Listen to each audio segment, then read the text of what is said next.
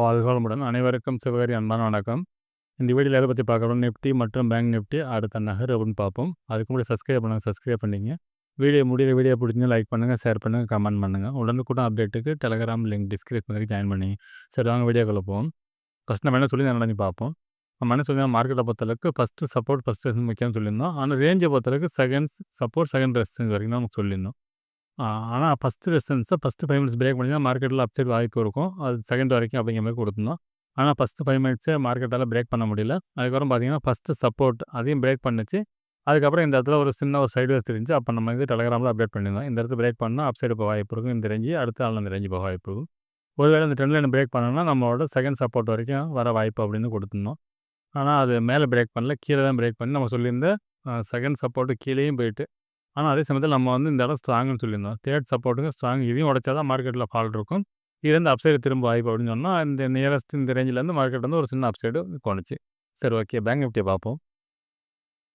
Friends, bank Nifty வச்சிருக்கேன். Bank நிஃப்டிலையும் பார்த்தோம்னா இந்த ஃபஸ்ட்டு 5 மினிட்ஸ் பார்த்தீங்கன்னா இந்த பிரேக் பண்ண முடியல. அதுலேருந்து ஃபால் தான், ஓப்பன்லேருந்து அப்படியே மார்க்கெட் ஃபால் தான் ஆனிச்சு. அதுக்கப்புறம் நம்ம இந்த எல்லோ ஜோன் போட்டிருந்தோம். இது ஸ்ட்ராங்கான பையிங் ஏரியான்னு சொல்லியிருந்தோம். மார்க்கெட் இந்த இடத்துக்குள்ளே அப்படி ஒரு சைடு வந்து திருப்பி இந்த இடத்தையும் இறங்கிட்டு அதுக்கப்புறம் பார்த்தோம்னா இந்த தேர்ட் சப்போர்ட்டுக்கு ஸ்ட்ராங் அப்படின்னு கொடுத்தோம். இதே இந்த இடமே ஸ்ட்ராங்கு தான். இது பிரேக் பண்ணால் வீக் மாதிரி தான் எடுத்துக்கலாம். அதாவது இங்கே தேர்ட் சப்போர்ட்டும் இது ஸ்ட்ராங்காக கொடுத்தோம். இதையும் பிரேக் பண்ணி மார்க்கெட் நிஃப்டியோட வீக்காக க்ளோஸ் பண்ணியிருக்கிறது பேங்க் நிஃப்டி தான். அடுத்து சென்செக்ஸையும் பார்த்துருவோம். ஃப்ரெண்ட்ஸ், சென்செக்ஸ் வச்சுருக்கேன். சென்செக்ஸ்லாம் பார்த்தோம்னா நம்ம கொடுத்த லெவல்ஸ் எல்லாமே கிளியராக அலைஞ்சிருந்துச்சு. அது பார்த்தீங்கன்னா ஃபஸ்ட்டு 5 மினிட்ஸ் பிரேக் பண்ண முடியல, அங்கேருந்து ஃபால் ஆனது தான் மார்க்கெட். அடுத்து ஃபஸ்ட்டு சப்போர்ட்டில் அந்த சப்போர்ட்டையும் பிரேக் பண்ணி அந்த ரேஞ்சுக்குள்ளே தான் மார்க்கெட் இருந்துச்சு. அதுக்காக நம்ம நிஃப்டியில் இந்த ரேஞ்ச் தான் கொடுத்தோம். இந்த இடத்துல பிரேக் பண்ணுறதா மார்க்கெட் இறங்குன்னு சொல்லிட்டு அதுலேயும் பார்த்தீங்கன்னா இறங்கி கரெக்டாக நம்ம கொடுத்த லெவல்ஸ் பார்த்தீங்கன்னா 83,152 சப்போர்ட் எடுத்து திருப்பி அப் சைடில் ஒரு நல்ல மூவிங். வந்து பார்த்தோம்னா 150லேருந்து கிட்டத்தட்ட ஒரு 500னா கிட்டத்தட்ட ஒரு 350 பாயிண்ட்ஸ் நல்ல ஒரு மூவ்மெண்ட், ஒரு நல்ல ஸ்ட்ரைட்டாகவே. சரி, ஓகே, நாளைக்கு என்ன நடக்க வாய்ப்பு நிஃப்டிலேருந்து பார்ப்போம். ஃப்ரெண்ட்ஸ், நிஃப்டி சார்ட் வச்சுருக்கேன். ஃபஸ்ட்டில் ரிமூவ் பண்ணிவிடுவோம்.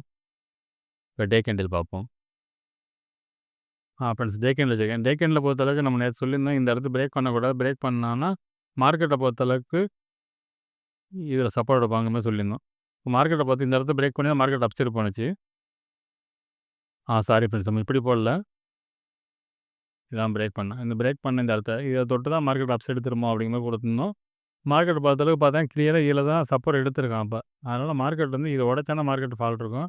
ஏன்னா பிரேக் பண்ண இடத்த ரீடெஸ்ட் பண்ணி தான் மார்க்கெட் அப்படி தான் ஒரு செட்டப்பில் அப்படி தான் தெரியுது. அப்படி பட்சத்தில் இந்த லோவை பிரேக் பண்ணக்கூடாது. லோவை பிரேக் பண்ணால் மார்க்கெட் அப்சைடு பண்ண போக வாய்ப்பு இருக்கும். நாளைய மார்க்கெட் இந்த லோவை பிரேக் பண்ணோம், ஹையும் பிரேக் பண்ணோம், இடையில மிடில்லே முடியறதுக்கான வாய்ப்பு தான் ஃப்ரெண்ட்ஸ் அதிகமாக தெரியுது. சரி, ஓகே, 15 மினிட்ஸில் பார்ப்போம் என்ன நடக்க வாய்ப்புன்னு. ஃப்ரெண்ட்ஸ், 15 மினிட்ஸில் வச்சுருக்கோம். பார்த்தோம்னா ஃபஸ்ட்டு எசன்ஸ் பார்த்தோம்னா 25,503 அப்படிங்கிறது ஃபஸ்ட்டு எசன்ஸாக இருக்கும். செகண்டை பொறுத்தளவுக்கு பார்த்தோம்னா 25,576, தேர்ட் 25,631. சப்போர்ட்னு எடுத்துட்டோம்னா இன்றைக்கி போன லோ தான் ஃபஸ்ட்டு சப்போர்ட்டாக இருக்கும். அது 25,378. செகண்ட் சப்போர்ட்டை பொறுத்தளவுக்கு 25,333. அதுக்கு அடுத்து பார்த்தீங்கன்னா 25,259. சரி, ஓகே, என்ன மாதிரி மூவ்மெண்ட்ஸ் வைப்புன்னு பார்த்தோம்னா மார்க்கெட்டை பொறுத்தவரை என்னோட பாயிண்ட் ஆஃப் வியூவில் இந்த இடத்த பிரேக் பண்ண டேயோட லோவை பிரேக் பண்ணக்கூடாது. ஏன்னா அது ஒரு ஸ்ட்ராங் சப்போர்ட்லேருந்து தான் மார்க்கெட் அப்சைட் திரும்பி இருக்குது. இது பிரேக் பண்ணாலே வீக்கு. அப்படியே பிரேக் பண்ணாலும் மார்க்கெட்டை பொறுத்தவரை செகண்ட் சப்போர்ட் வரைக்குமே ஸ்ட்ராங்குன்னு தான் சொல்லலாம். இந்த இடத்துலேருந்து சப்போர்ட் எடுத்து அப்சைடு போகிறதுக்கு வாய்ப்பு உண்டு. ஒருவேளை இதை பிரேக் பண்ணோன்னா தேர்ட் வரைக்கும் வரது வாய்ப்பு இருக்குது. அதை விட்டு கீழே போகிறது வாய்ப்பு இருக்கும். செகண்டை பிரேக் பண்ணால் மார்க்கெட் தேர்டை விட்டு கீழே போகிறதுக்கும் வாய்ப்பு உண்டு. அதே சமயத்தில் மார்க்கெட்டை பொறுத்தளவுக்கு இந்த ஃபஸ்ட்டு பிரேக் பண்ண பட்சத்தில் மார்க்கெட் செகண்ட் வரைக்கும் போக வாய்ப்பு இருக்கும். இந்த செகண்டுங்கிறது ஒரு ஸ்ட்ராங்கான ஒரு ரெசிஸ்டன்ஸ் ஏரியா. இதை பிரேக் பண்ண பட்சத்தில் இந்த தேர்டை உடச்சி மேலே போகிறதுக்கு வாய்ப்பு உண்டு. இப்போ பார்த்தீங்கன்னா மார்க்கெட்டை பொறுத்தளவுக்கு செகண்ட் சப்போர்ட் செகண்ட் ரெசிஸ்டன்ஸ் இந்த ரேஞ்சுக்குள்ளே இருக்கிறதுக்கான வாய்ப்பு அதிகம் ஃப்ரெண்ட்ஸ். ஆனால் என்னோட பாயிண்ட் ஆஃப் வியூவில் மார்க்கெட் இந்த இடத்த உடைக்காத வரைக்கும் மார்க்கெட்டில் பெரிய மாற்றம் இருக்காது. தேட உடைக்கணும், அதுக்கெல்லாம் பெரிய மாற்றம் இருக்காது. அதுக்கெல்லாம் பேங்க் நிஃப்டி செல்லிங்கை முடிஞ்சிருக்கு. அதை அதில் பார்ப்போம். இப்போ இதுபடி பார்த்தோம்னா இந்த ஃபஸ்ட்டு சப்போர்ட்டே உடைக்கக்கூடாது. சப்போர்ட் உடைக்காமல் அப்சைடு பண்ணிச்சுன்னா மார்க்கெட் அப்சைடு போக வாய்ப்பு இருக்கும் ஃப்ரெண்ட்ஸ். அப்படிலாம் பட்சத்தில் மார்க்கெட் மேலே போனால் இறங்குறதுக்கு தான் ஃப்ரெண்ட்ஸ் வாய்ப்பு அதிகம். அதாவது ஃபஸ்ட்டு சப்போர்ட் உடைக்காமல் அப்சைடு பண்ணிச்சுன்னா மார்க்கெட் மேலே போகிறதுக்கு வாய்ப்பு உண்டு. ஒருவேளை நம்ம உடைக்கிறான் அப்படின்னா அந்த அளவுக்கு நம்ம ஸ்ட்ராங்காக மேலே போகணும்னு சொல்ல முடியாது, கீழே வரத்துக்கு வாய்ப்பு உண்டு. சரி, ஓகே, பேங்க் நிஃப்டி பார்ப்போம். ஃப்ரெண்ட்ஸ், பேங்க் நிஃப்டி வச்சுருக்கோம். ஃபஸ்ட்டில் ரிமூவ் பண்ணிவிடுவோம். இப்போ டே கேண்டில் பார்ப்போம். ஃப்ரெண்ட்ஸ், டே கேண்டில் படித்து பார்த்தோம்னா மார்க்கெட் இந்த ட்ரெண்ட் லைன் இதை பிரேக் பண்ண முடியாமல் தான் மார்க்கெட் திருப்பி இந்த இடத்துக்கு க்ளோஸையும் கொடுக்க முடியல.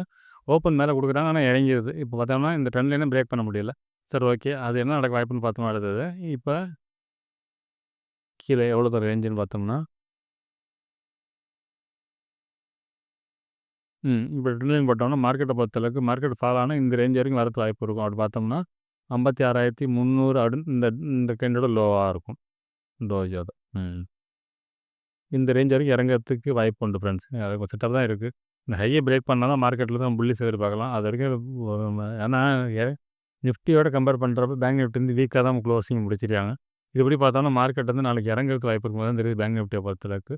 அதுபடி பார்த்தோம்னா கிட்டத்தட்ட ஒரு 600 பாயிண்ட்ஸ் இறங்கறதுக்கான வாய்ப்பு உண்டு டே கேண்டில் படி. சரி ஓகே. 15 மினிட்ஸில் லெவல்ஸ் பார்ப்போம்.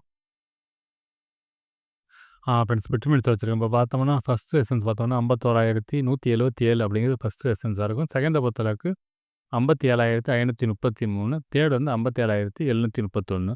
சரி ஓகே. சப்போர்ட் எடுத்துட்டோம்னா இன்றைக்கி போன லோ தான் ஃபஸ்ட்டு சப்போர்ட்டாக இருக்கும். அது 56,833. செகண்ட் சப்போர்ட்டை பொறுத்தவரைக்கும் 56,567. தேர்ட் வந்து 56,276. சரி ஓகே. இது என்ன மாதிரி மூவ்மெண்ட்ஸ் கேட்புன்னு பார்த்தோம்னா, என்னோடய பாயிண்ட் ஆஃப் வியூவில் மார்க்கெட் வந்து இந்த ஃபஸ்ட்டு சப்போர்ட்டுக்கு முக்கியமாக இருக்குது. ஃபஸ்ட்டு அப்சைடு மார்க்கெட்டு எதிர்பார்த்தோம்னா இந்த ஃபஸ்ட்டு சப்போர்ட்டை பிரேக் பண்ணவே கூடாது. இந்த ஃபஸ்ட்டு சப்போர்ட்டை பிரேக் பண்ணிட்டாலே வீக் நிஃப்டியில் சொன்ன ஸ்டேஜில் தான் எதுவும் சொல்கிறேன். இதில் ஃபஸ்ட்டு சப்போர்ட்டை பிரேக் பண்ணிட்டாலே மார்க்கெட் வீக்கு. அப்படி இருக்கும்போது பட்சத்தில் மார்க்கெட் வந்து அப்சைடுக்கான அந்த செட்டப் இருக்கிறதுக்கான வாய்ப்பு ரொம்ப கம்மி. அதே சமயத்தில் ஃபஸ்ட்டு சப்போர்ட்டை பிரேக் பண்ணால் மார்க்கெட் வந்து அப்சைடு போனீங்கன்னா செகண்ட் வரைக்கும் போகிறதுக்கான வாய்ப்பு அதிகம். இந்த செகண்ட் ரெசிஸ்டன்ஸ் ஸ்ட்ராங்காக இருக்கும். அதே சமயத்தில் இந்த ஃபஸ்ட்டு சப்போர்ட்டை பிரேக் பண்ணுறான் அப்படின்னால மார்க்கெட் அடுத்தது இறங்குறதுக்கான வாய்ப்பு உண்டு. செகண்டும் கொஞ்சம் சப்போர்ட் ஸ்ட்ராங்காக உள்ளது தான். ஆனால் என்னோடய பாயிண்ட் ஆஃப் வியூவில் இந்த ஃபஸ்ட்டை உடைச்சாலே கிட்டத்தட்ட இந்த 56,270 நம்ம டேயில் ஒரு செட்டப் காட்டியிருக்கோம். அந்த ரேஞ்ச் வரைக்கும் அந்த ரேஞ்ச் அந்த இடம் அது வரைக்கும் இறங்குறதுக்கான வாய்ப்பு அதிகம் ஃப்ரெண்ட்ஸ். என்னோடய பாயிண்ட் ஆஃப் வியூ வந்து ஃபஸ்ட்டு சப்போர்ட் ஃபஸ்ட் ரெசிஸ்டன்ஸ் முக்கியம். அது எந்த பக்கம் உடைக்குதோ அந்த பக்கம் போகிறது வாய்ப்பு இருக்கும். அதில் கீழே உடைக்காமல் மேலே உடைச்சானா மார்க்கெட் அப்சைடு எதிர்பார்க்கலாம். அப்படி இல்லாத பட்சத்தில் மார்க்கெட்டில் செல்லிங் இருக்கிறதுக்கான வாய்ப்பு அதிகம் ஃப்ரெண்ட்ஸ். சரி ஓகே. சென்செக்ஸ் பார்ப்போம். ஃப்ரெண்ட்ஸ் சென்செக்ஸுக்கு வந்து ப்ரிப்பேர் பண்ணவே இல்லை ஃப்ரெண்ட்ஸ். மணி இப்போயே கிட்டத்தட்ட 6:30 ஆகிட்டு. நான் அப்லோட் பண்ணால் கிட்டத்தட்ட 7:30 ஆகிடும். அதனால் நாளைக்கு வச்சுவோம் ஃப்ரெண்ட்ஸ். இன்றைக்கி இந்த சென்செக்ஸ் மட்டும் கொஞ்சம் கட் பண்ணிப்போம் ஃப்ரெண்ட்ஸ். டைம் அதிகமாகிடுச்சு. ரொம்ப லேட் இன்றைக்கி. Okay friends. Thank you friends. அடுத்த வேலை சந்திப்போம். நன்றி. வணக்கம்.